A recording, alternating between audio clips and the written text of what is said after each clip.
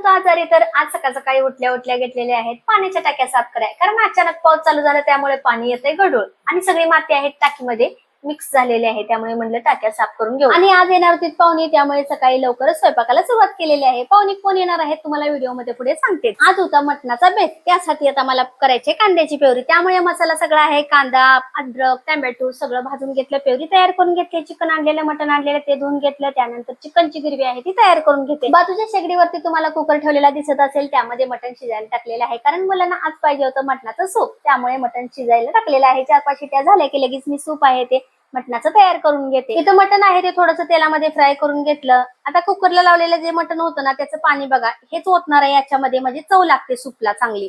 आता मी मसाला टाकून घेते. 1 चमचा खोबऱ्याचा मसाला टाकत्या, त्यानंतर चिकन मसाला पाव चमचा, मटन मसाला पाव चमचा, त्यानंतर थोडीशी हळद टाकत्या, कारण मटण शिजायला टाकलं त्यावेळेला कुकरमध्ये हळद थोडीशी टाकलेली होती. मसाला सगळं हलवून घेतलं आणि जे कुकरमध्ये पाणी होतं ना मटण शिजलेलं तेच ओतलं. आता 10 मिनिटं चांगलं सूप आहे ते शिजवून घेते, म्हणजे सूप तयार होईल. ज्या कुकरमध्ये सूप साठी मटण शिजवून घेतलं त्याच कुकरमध्ये आता रश्श्यासाठी मटण आहे ते शिजवून घेते. कुकरला मटण शिजायला लावतो त्यावेळेला थोडीशी हळद, थोडंसं मीठ टाकायचं, म्हणजे मटणाचा रस्सा आहे तो खूप भारी लागतो. मागच्या वेळी मी पहिल्यांदाच केलेला होता मटणाचा रस्सा असा कुकरमध्ये शिजवून, तर खूप भारी झालेला, त्यामुळे मी आता पण असाच करते. कुकरच्या 4-5 शिट्ट्या झाल्या की मटण शिजलं चांगलं आणि मी रस्सा आहे तो तयार आहे तो करून घेतला. तर बघू शकता रंग किती भारी आलेले आहे.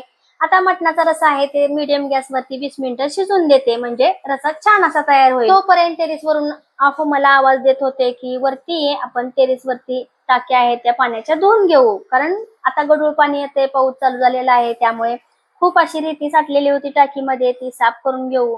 तर मी आपली नावाला वरती आलेली होती, काय लागलंच तर द्यायचं म्हणून. साफ तर तेच करत होते, कारण माझा काय हात पुरत नाही, त्यांचा हात पुरतो, त्यामुळे त्यांनी चोळून चांगल्या टाक्या धुवून घेतल्या. 1 टाकी धुवून झाली की दुसरी टाकी धुया घेतलेली आहे. मोठ्या टाकीमध्ये उतरायत नाही, त्यामुळे कपड्यांना पाणी काढावं लागतं. आणि बाहेर बघा जोराचा ना पाऊस येतोय, या 4 दिवस झालं. आता हा पाऊस तर काय थांबायचं काय नाव घेणा झालाय, काय पूर आणतोय काय माहिती मुंबईला. तर इकडे पाहुणे आलेली होती. तर पाहुणी कोण आहेत, तर माझी पत्नी आहे आणि तिचे मिस्टर आणि तिचं बाळ ते आलेले होते. त्यानंतर चपात्या केल्या, त्यानंतर गरमागरम आम्ही जेवण केलं, थोड्याशा गप्पा मारल्या. त्यानंतर पाहुणे आहेत ते आपल्या घरी गेलीत. आता म्हटलं चला भांडे आहेत ते घासून घेऊ, मला कपडे पण धुवायचे आहेत, सकाळी काय कपडे धुतलेले नाहीत, भांडे घासून घेतले, त्यानंतर कपडे पण धुवून घेतलीत. आणि पाणी दाखवते टाकीमधलं, काय निव्वळ पाणी आलेलं आहे ना. आता कपडे पण सुकायला टाकायला टेरेस वरती गेलेले आहे. आता झालेलं आहे सकाळचं सगळं काम, 4 वाजले मला कामाला. आजचा दिवस माझा असा केला. परत भेटू उद्याच्या नवीन व्हिडिओ मध्ये, तोपर्यंत सर्वांना बाय.